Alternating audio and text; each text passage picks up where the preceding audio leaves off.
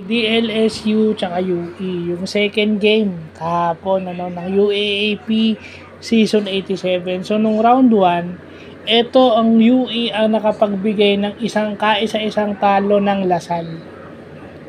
Siguro medyo minalas ang Lasal in the end kasi hindi ko napanood. But this time, Lasal, the Green Archers learned their lesson. So, bumawi. They make shots. Kung dumedepensa yung UE, dumedepensa rin sila. Kung nakakascore yung UE, nakakascore din sila.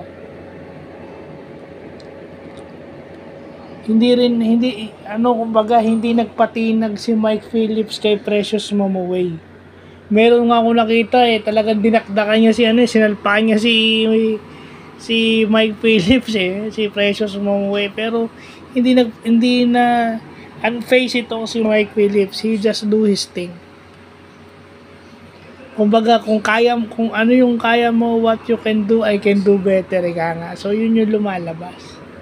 Well, ang kagandahan doon sa UAAP kasi, dalawang rounds yun. So, may pagkakataon kang bumawi at i-correct. Yun lang yung nangyari sa laro. Ikinorek lang ng Lasal yung mga nagawa nilang mali no sa round 1 na natalo sila sa UE. Again, they are the defending champs.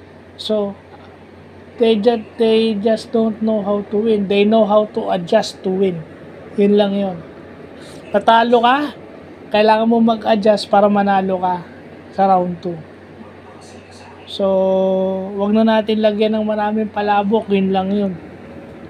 So, yun lang po.